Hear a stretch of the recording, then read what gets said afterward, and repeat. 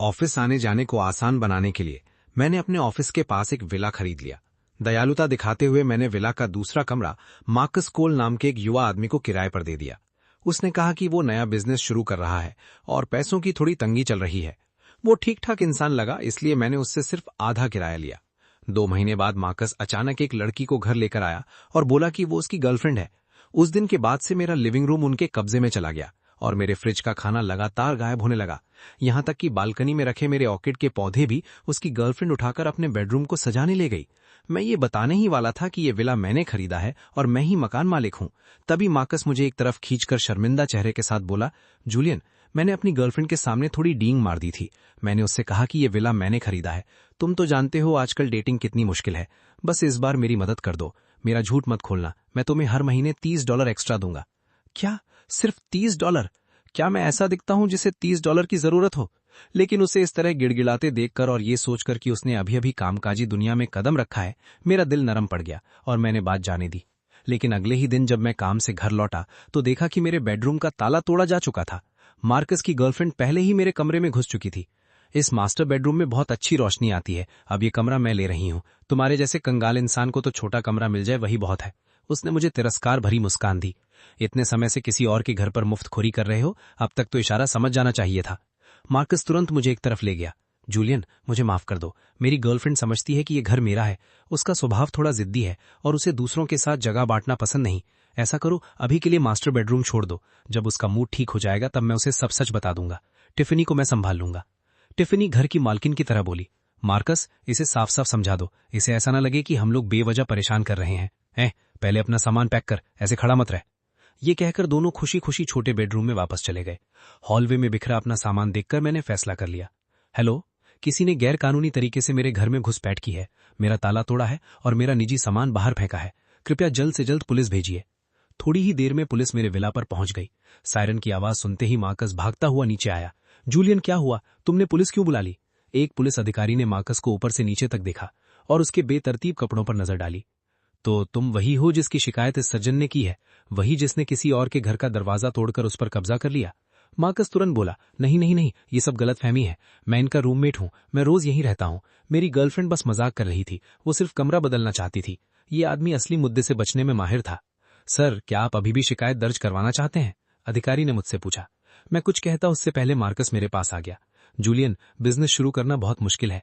मेरी खातिर इस बार छोड़ दो। मैं ग्रेजुएट हुए सिर्फ कुछ साल हुए हैं और बड़ी मुश्किल से गर्लफ्रेंड मिली है। मैं बस परिवार बसाना चाहता हूँ। मैंने ये सब इसलिए किया ताकि हमारा रिश्ता बचा रहे। मेरे पास और कोई रास्ता नहीं था। उसे इस तरह गिड़गिड़ाते देखकर मुझे वो दिन याद आ गया जब वो पहली बार यहाँ रहने आया था। हेलो मिस्टर रीड, मैं नया बिजनेस शुरू कर रहा हूँ और पैसों की थोड़ी तंगी है। क्या मैं किराया थोड़ा देर से दे सकता हूँ? मेरा नाम मार्कस कोल है। आपसे मिलकर खुशी हुई। मैं कुछ पल चुप रहा। ठीक है, मैं शिकायत वापस ले लेता हूँ। ये सुनकर मार्कस ने कृतज्ञता से सिर झुका लिया। पुलिस की गाड़ी के जाने और सायरन की आवाज गायब होने के बाद ही उसने चैन की सांस ली। लेकिन अब मेरे पास उससे कहने के लिए कुछ नहीं बचा था और किसी तरह मुझे लग रहा था कि ये सारी मुसीबत मैंने खुद ही अपने सिर ली है। अगले दिन घर बिल्कुल साफ सुथरा था। मार्कस रसोई से बाहर आया और मुस्कुराकर बोला, जूलियन, तुम आ गए।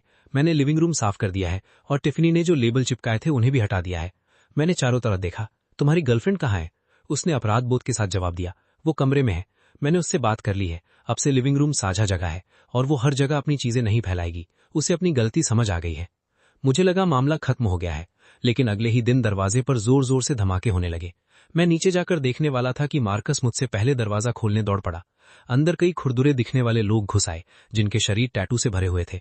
अरे, बिल्कुल सही समय पर आए हो। हम तुम्हारा इंतजार कर रहे थे। पूरा झुंड लिविंग रूम में फैल गया। वे अपने साथ लाए स्नैक्स कॉफी टेबल पर फेंकने लगे। फिर घर की मालकिन बनने का नाटक करती हुई टिफिनी भी आ गई और कुछ ही देर में मेरे घर में अजनबियों की पार्टी शुरू हो गई। मेरा चेहरा काला पड़ता देखकर मार्कस जल्दी से मेरे पास आया। जूलियन, मुझे सच में माफ कर दो। आज हमारा छोटा सा गेट टुगेदर है। हम बस थोड़ी देर यहीं बैठेंगे। मैं कुछ पल चुप रहा। कॉफी टेबल के पास जमा होती खाली बियर की बोतलों को देखकर मैंने अपना गुस्सा दबा लिया। अगली बार पहले से बता दिया करो। जरूर जरूर, धन्यवाद जूलियन। लेकिन मेरे धैर्य का कोई सम्मान नहीं हुआ। कुछ दिनों बाद जब मैं घर लौटा तो फिर लिविंग रूम से हंसी की आवाजें आ रही थी। हर तरफ हॉट पॉट का तेल बिखरा हुआ था और मार्कस बड़े मेजबान की तरह सबकी सेवा कर रहा था। मुझे देखते ही वो दौड़कर आया और मेरा मुंह ढक लिया। जूलियन, मुझे बहुत माफ कर दो। वो मुझे एक तरफ खींच ले गया। टिफिनी की सबसे अच्छी दोस्त अचानक आ गई थी। मुझे तुम्हें पहले बताने का मौका ही नहीं मिला। सब कुछ अचानक हुआ। सच में? मैं वादा करता हूं कि रात 10 बजे तक सब चले जाएंगे। मैंने उन लोगों को देखा जो मेरे हजारों डॉलर वाले सोफे पर तेल और गंदगी फैलाते हुए बैठे थे। फिर भी मैंने अपना धैर्य बनाए रखा। मार्कस, सिर्फ इस महीने में ये कितनी बार हो चुका है? जूलियन, मुझे पता है, ये आखिरी बार है, सच में आखिरी बार।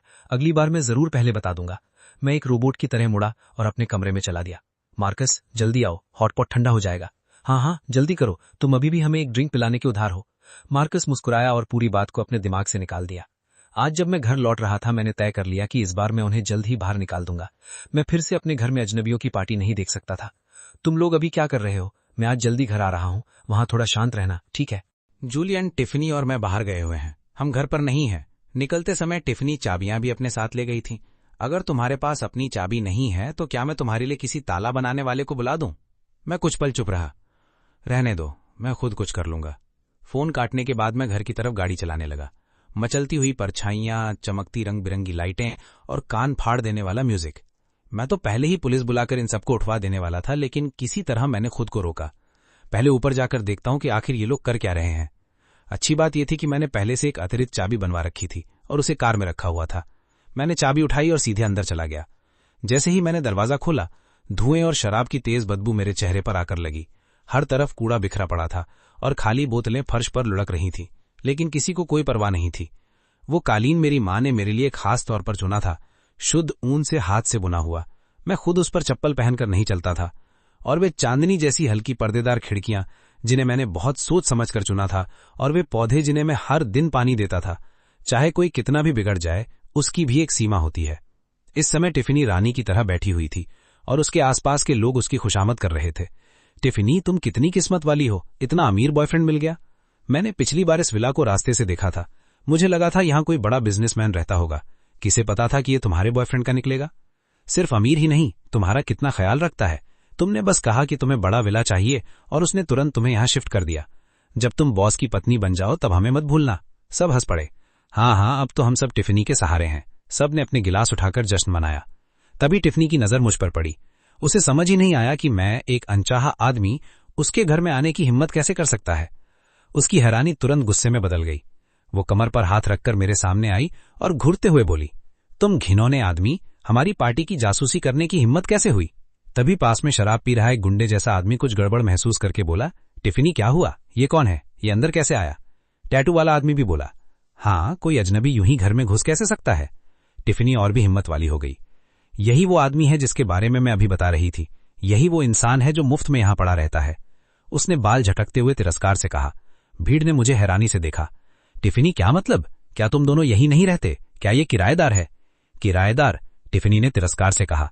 मैंने कब कहा कि ये किराया देता है? किराएदार किराया देते हैं। क्या इसने कभी किराया दिया? ये तो बस मुफ्तखोर है।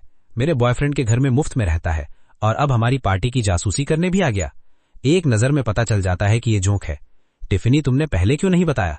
अगर हमें पता होता तो हम दरवाजे पर पहरा लगा देते। अरे, अगर अपनी भलाई चाहते हो तो अभी निकल जाओ, वरना कोई तुम्हें निकाल देगा।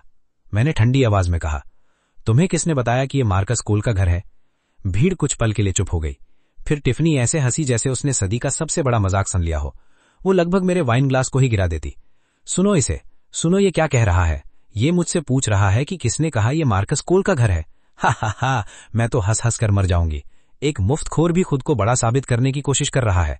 वो मेरे सामने अकड़कर खड़ी हो गई, जैसे सिर्फ अपने रवैये से मुझे कुचल देना चाहती हो। उसने खुद बताया था। और किसने? हा, तुम्हें लगता है मैं सुंदर हूं, इसलिए तुम हर संभव तरीका अपनाकर मेरे करीब आने की कोशिश करते हो। हर दिन मेरे बॉयफ्रेंड के घर में मुफ्त में रहते हो ताकि मेरे पास रहने का बहाना मिल जाए। और वो भी काफी नहीं था, अब तुम चुपके से वापस आकर हमारी पार्टी की जासूसी कर रहे हो। सुन लो, मैं टिफनी स्लोन सिर्फ मार्कस जैसे सफल आदमी से प्यार कर सकती हूं। तुम्हें अंदाजा भी है वो मेरे लिए कितना अच्छा है। ये विला उसका मेरे लिए सबसे बड़ा वादा है। ये कहते हुए वो सपनों में खो गई।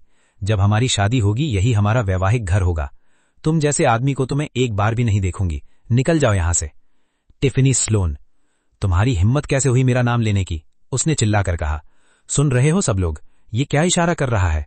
गलती इसकी है और दोष मुझे दे रहा है। क्या तुम लोग जानते हो ये आदमी कितना घटिया है? ये हर दिन मेरे बॉयफ्रेंड के घर में मुफ्त में रहता है।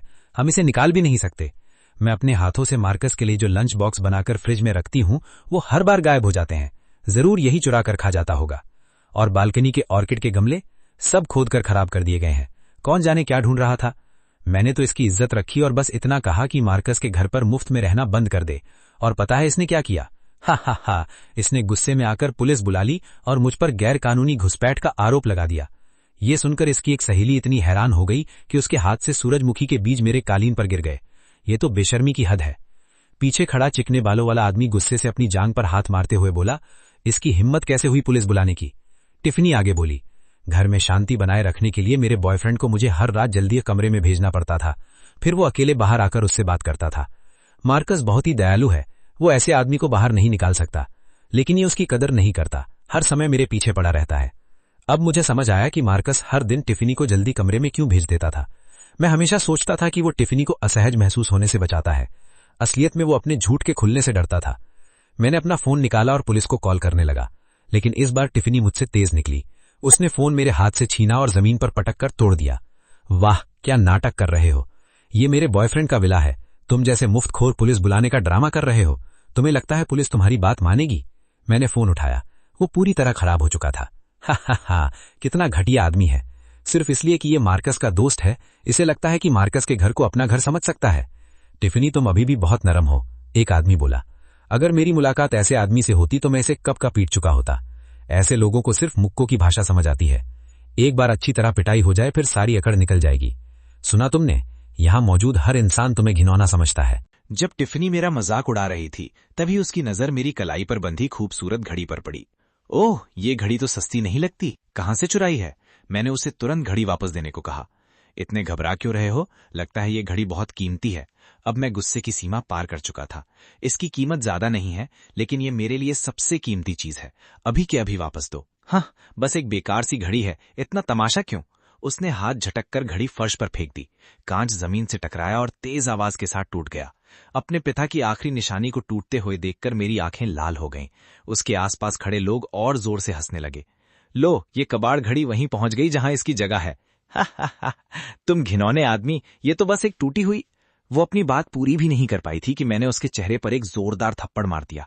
मेरा शरीर मेरे दिमाग से पहले हरकत कर गया था, लेकिन मुझे जरा भी पछतावा नहीं था। जैसे ही टिफनी को समझ आया कि क्या हुआ है, उसकी आंखों से आंसू बहने लगे। तुमने मुझे थप्पड़ मारा? तुम घिनौने आदमी, तुमने मुझे मारा। इसे सबक सिखाओ। जो मुझे सबसे ज्यादा खुश करेगा मैं उसे सी फूड दावत दूंगी। एक पल में पूरी भीड़ खड़ी हो गई। इसने टिफनी को मार दिया। वो तो जल्द ही बड़े बॉस की पत्नी बनने वाली है। हाँ, उसने तो बस तुम्हारी टूटी हुई घड़ी तोड़ी थी, इतना गुस्सा करने की क्या जरूरत थी? वैसे भी शायद ये किसी सड़क किनारे से खरीदी नकली घड़ी होगी। दूसरे आदमी की गर्लफ्रेंड को पटाने में नाकाम रहा, इसलिए अब हाथ उठाने लगा। इन लोगों की बातें सुनकर मेरी मुट्ठियां कस गईं। तुम लोग इस बात पर पछताओगे। मैं तो हंस हंस कर मर जाऊंगा। टिफनी का बॉयफ्रेंड बड़ा आदमी है, तुम्हें लगता है हम तुम्हारे लिए पछताएंगे? तभी उसी समय मेरा वकील वहां पहुंचा। साथ में वो बॉडीगार्ड भी थे जिन्हें मैंने पहले से तैयार रखा था। यहाँ क्या हो रहा है? अचानक इतने लोग क्यों जमा हो गए? ये सब देखकर तो लगता है कोई बड़ा आदमी आने वाला है। स्पष्ट है ये सब मार्कस की तरफ से है। आज टिफनी की पार्टी है, जाहिर है उसने इसे शानदार बनाने के लिए सब इंतजाम किया होगा।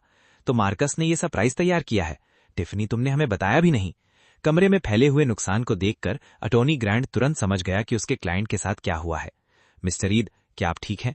भीड़ एक पल के लिए स्तब्ध रह गई। Mister read? हा, तुम लोगों ने सुना? इसने इस आदमी को मिस्टर रीड कहा। तुम शायद किसी और को समझ लिया है। ये जूलियन रीड तो एक कंगाल किराएदार है। इसके दिमाग में सिर्फ बॉस की गर्लफ्रेंड को पटाने की योजनाएं भरी रहती हैं। ये तो वो आदमी है जो दूसरों के घर में मुफ्त में रहता है। इसे किसी सीईओ से तुलना करना भी मजाक है। अपनी आंखें खोलो, इसकी बातों में मत आओ। आजकल कुछ लोगों को पैसे देकर सूट पहनाना बहुत आसान है।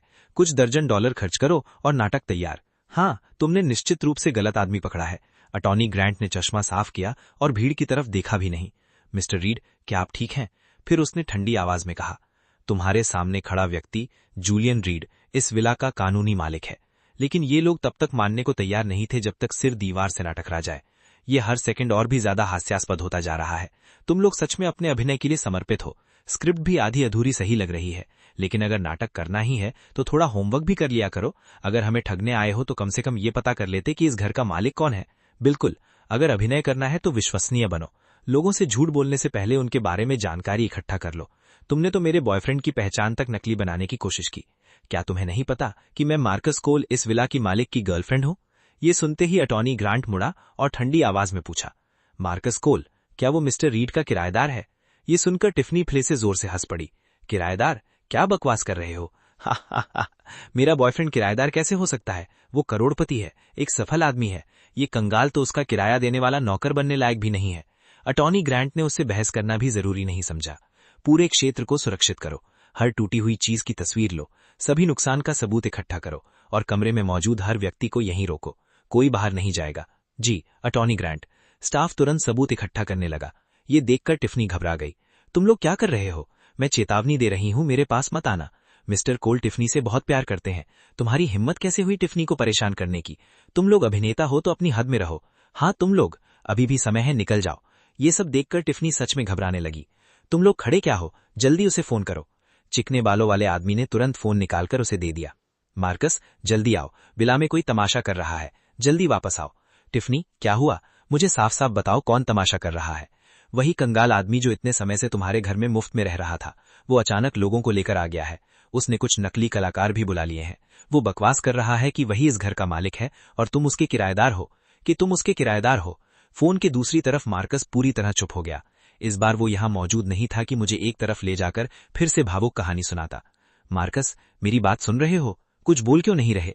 तुम कब आ रहे हो? टिफनी मैं अभी रास्ते में हूं, बस उनसे लड़ाई मत करना। ठीक है, मैं इंतजार करूंगी, बस तुम आ जाओ। मार्कस अभी आने वाला है। वकील ने मुझसे पूछा कि क्या मैं पहले अपनी चोटों का इलाज करवाना चाहता हूं। मैंने कहा नहीं, पहले पूरे दृश्य को सुरक्षित रखो, मार्कस के आने के बाद सब निपटाएंगे। टिफनी को पूरा भरोसा था कि मार्कस के आते ही सब ठीक हो जाएगा। नाटक करते रहो, जितना करना है कर लो। उसने दरवाजे की तरफ देखा। जैसे ही मार्कस आएगा देखेंगे तुम लोग कितनी देर तक ये ढोंग जारी रखते हो। जब मार्कस भागता हुआ पहुंचा तब तक रात काफी गहरी हो चुकी थी। जैसे ही उसने दरवाजे के अंदर कदम रखा, उसकी नजर पूरे कमरे में फैली तबाही और मेरी टूटी हुई घड़ी पर पड़ी। मार्कस आखिरकार तुम आ गए। टिफनी तुरंत उसके पास दौड़ी और बोली, ये लोग मुझे परेशान कर रहे हैं, जल्दी कुछ कहो। इनसे कहो कि ये सब तुम्हारा है ना? जल्दी बोलो। मार्कस तुम्हें क्या हुआ? कुछ बोलते क्यों नहीं? ये देखकर बाकी लोग भी उसके चारों तरफ जमा हो गए। मिस्टर कोल क्या हुआ? मिस्टर कोल आप आखिर आ गए। अब आपको हमारे और टिफनी के लिए खड़ा होना होगा। तुम बोल क्यों नहीं रहे?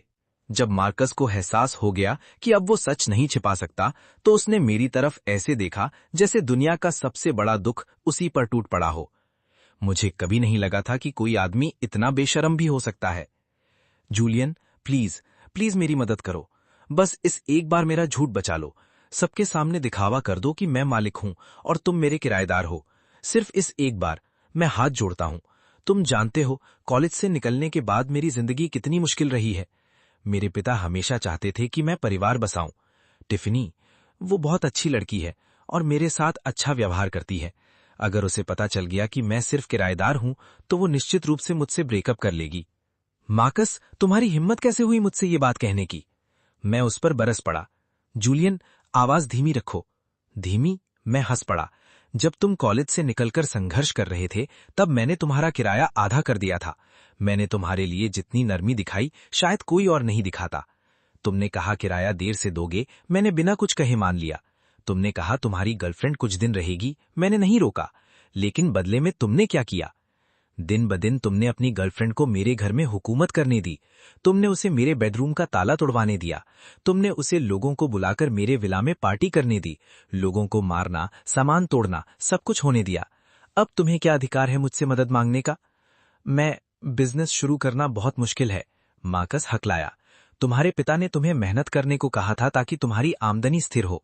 उन्होंने ये नहीं कहा था कि तुम मेरा घर बर्बाद कर दो, और उन्होंने ये भी नहीं कहा था कि तुम मेरा विला इस्तेमाल करके बाहर लड़कियों को धोखा दो। जूलियन मैंने धोखा नहीं दिया। नहीं दिया? मैंने उसकी बात काट दी। तुमने बस टिफनी से कहा कि विला तुम्हारा है। बस उसे मेरे विला में लेकर आए। बस उसे बताया कि ये घर तुम्हारा है। बस उसे मेरे घर की मालकिन बनने दिया। मार्कस अब अपना चेहरा संभाल नहीं पा रहा था। क्या तुम्हें पता है इसे क्या कहते हैं? इसे धोखा कहते हैं। जूलियन मुझे सच में अपनी गलती का एहसास है। मैं बस उसे खोना नहीं चाहता था। मेरे पिता ने पूरी जिंदगी खेती की ताकि मैं कॉलेज भेज सकूं। उनकी बस यही इच्छा है कि मैं परिवार बसाऊं। तुम उसे खोना नहीं चाहते थे, इसलिए तुमने मेरे विला को अपनी संपत्ति बनाकर पेश कर दिया। क्या तुमने कभी सोचा कि तुम्हारी हरकतों ने मेरे साथ क्या किया? मुझे नहीं पता ये आदमी सामान्य भाषा समझता भी है या नहीं, लेकिन मैं बोलता गया। इन लोगों ने मुझे मारा, मेरे पिता की आखिरी निशानी तोड़ दी। मार्कस ये सब होने के बाद तुम्हें क्या लगता है कि मैं तुम्हारी मदद करूंगा? जूलियन मैं पैसे दूंगा। मैं सब भर दूंगा। वो घड़ी मेरे पिता की आखिरी निशानी थी, तुम ऐसा कौन सा पैसा दे सकते हो जो उसकी भरपाई कर सके? अब टिफनी को महसूस होने लगा था कि चीजें उसकी कल्पना के अनुसार नहीं चल रही थीं। तुम दोनों क्या बड़बड़ा रहे हो? टिफनी दौड़कर आई। क्या यह आदमी फिर से बकवास कर रहा है? उसने मार्कस को झंझोड़ा। तुम जवाब क्यों नहीं दे रहे? तुम जवाब क्यों नहीं दे रहे? कुछ तो बोलो। इसने आखिर तुमसे क्या कहा? इस समय मार्कस लकड़ी की मूर्ति की तरह खड़ा था। कोई समझ नहीं पा रहा था कि उसके दिमाग में क्या चल रहा है। क्या ये तुम्हें मेरे खिलाफ भड़का रहा है, या फिर इसने तुम्हें धमकाया है? डरो मत, जो भी है बोलो। मार्कस ने उसका हाथ पकड़ लिया। टिफनी, बस करो। टिफनी ने अविश्वास से उसकी तरफ देखा। क्या? अब मैं बोल भी नहीं सकती? क्या तुमने सच में इस कंगाल आदमी को अपने ऊपर हावी होने दिया? टिफनी, क्या तुम मर्द हो भी? किसी ने तुम्हारी गर्लफ्रेंड को थप्पड़ मारा और तुम अभी भी उसी का बचाव कर रहे हो। कृपया बोलना बंद करो। मामला वैसा नहीं है जैसा तुम सोच रही हो। वैसा नहीं है? टिफनी पूरी तरह टूट गई। तो फिर कैसा है? क्या सच में वही सच है जो ये कंगाल कह रहा था, कि तुम उसके किराएदार हो? मार्कस चुप रहा। टिफनी को महसूस हो गया था कि कुछ गड़बड़ है, लेकिन वो अभी भी यकीन नहीं कर पा रही थी। इतनी हास्यास्पद बात किसी मुफ्तखोर के मुंह से ही निकल सकती थी। मार्कस, जल्दी बोलो, सबको बताओ कि यहाँ मालिक कौन है और किराएदार कौन है। हाँ मिस्टर कोल, बताइए, आप असल में कौन है? इन्हें दिखाइए कि इनकी औकात क्या है। हाँ मार्कस, बोलो। ऐसा लग रहा था जैसे उसके गले में सुई अटक गई हो। उसने बड़ी मुश्किल से शब्द बाहर निकाले। जो ये लोग कह रहे हैं वो सच है। टिफनी की आंखें फैल गईं। तुमने क्या कहा? मार्कस ने फिर मुश्किल से दोहराया। जूलियन जो कह रहा है वो सच है। वही इस विला का मालिक है। ये घर उसी का है। ये सुनते ही टिफनी की आंखों से आंसू फूट पड़े। मैं इसका किराएदार हूं।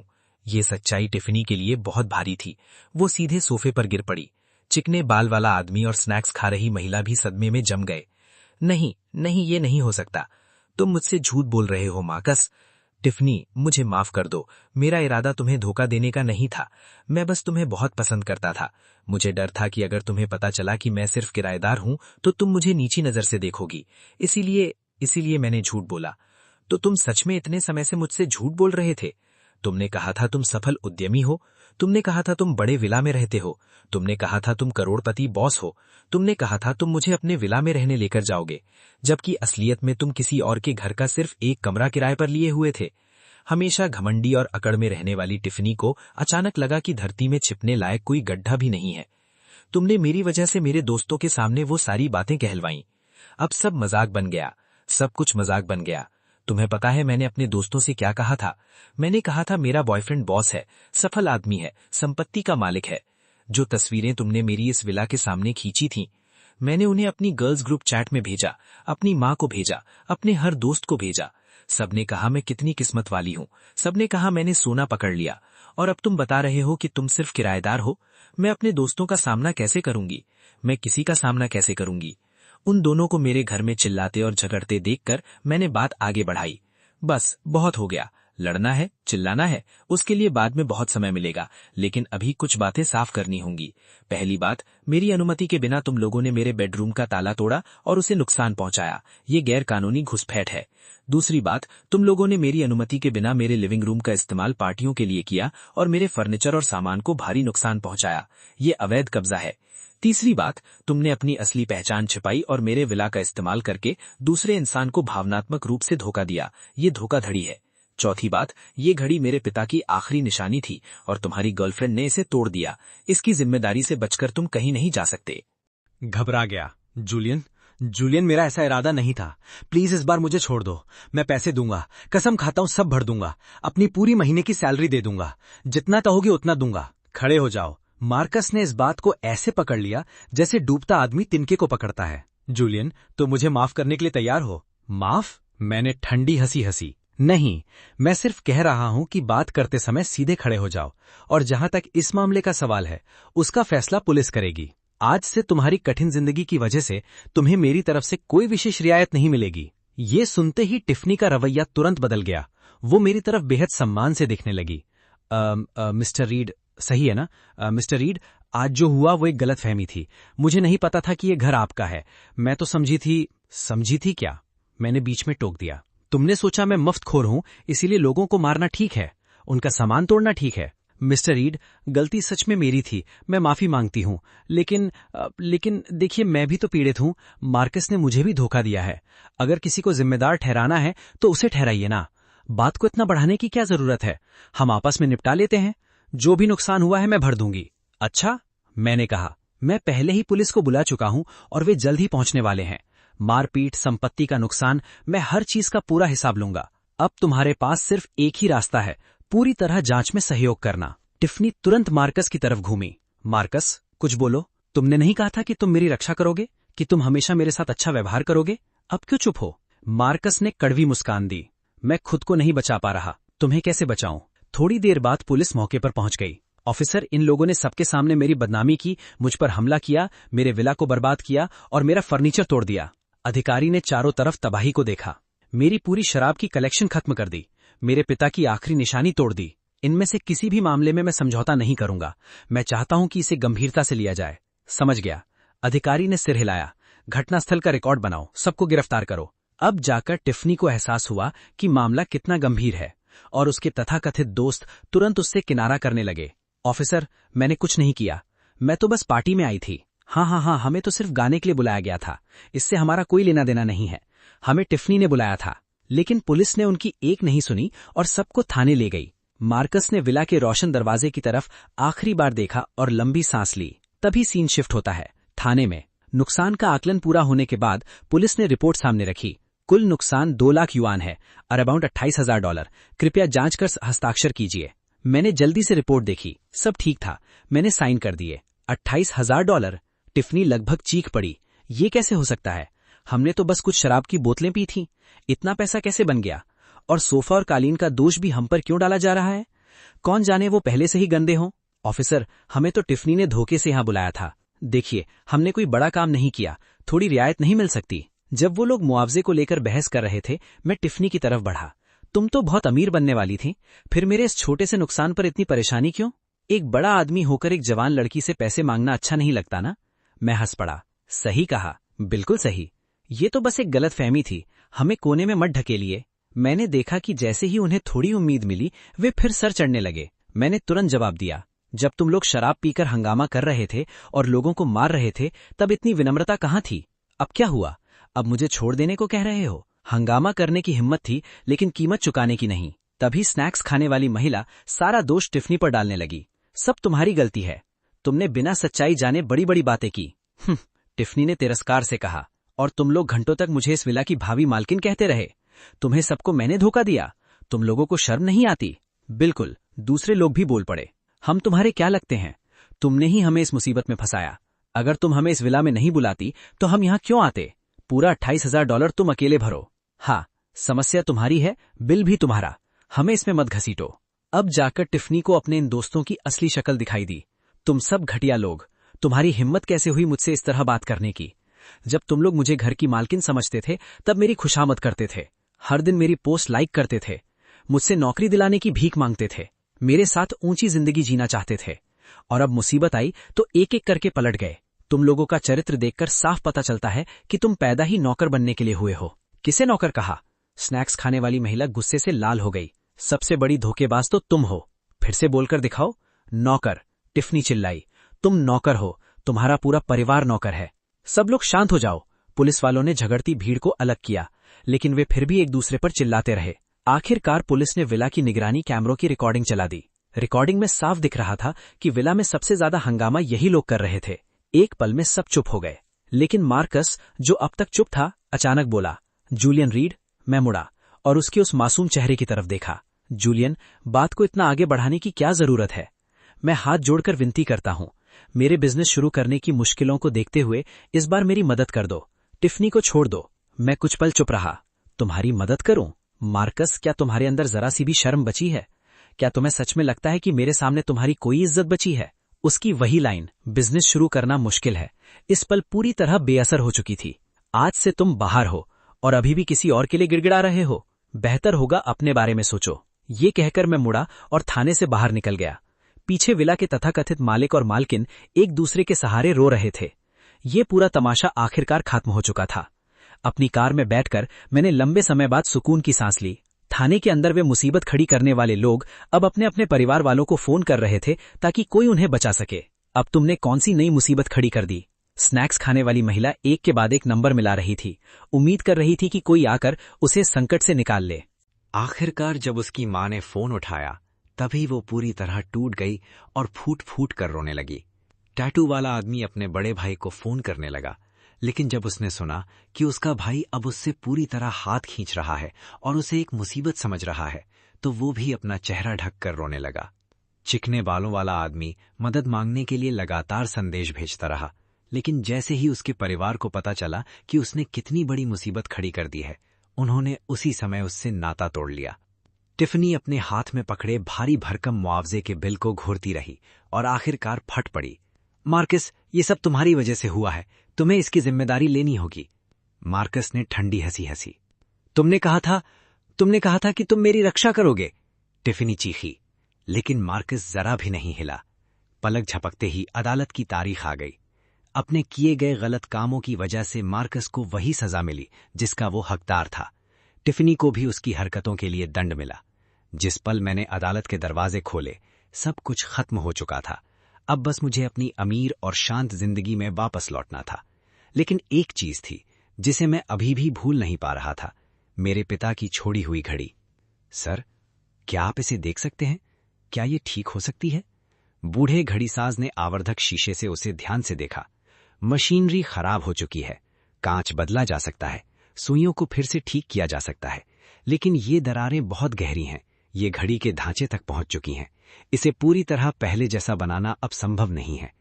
मैंने टूटी हुई डायल पर अपनी उंगलियां फेरी। जो ठीक हो सकता है ठीक कर दीजिए, मैंने हल्की सी मुस्कान के साथ कहा। जो ठीक नहीं हो सकता उसका भी कोई दुख नहीं। बूढ़े आदमी ने समझदारी से सिर हिलाया। आजकल जो भी घड़ी मरम्मत के लिए आती है, उसके पीछे कोई ना कोई कहानी जरूर होती है। घड़ी की दुकान से बाहर निकलकर मैंने धूप में भीगी घास की खुशबू वाली हवा में गहरी सांस ली और आदतन अपनी कलाई की तरफ देखा, जहां अब घड़ी नहीं थी। मुझे वो दिन याद आया जब मेरे पिता ने कहा था कि उनके पास मुझे देने के लिए कोई बड़ी दौलत नहीं है, बस ये घड़ी है। उन्होंने मुझसे कहा था कि इसे संभाल कर रखना।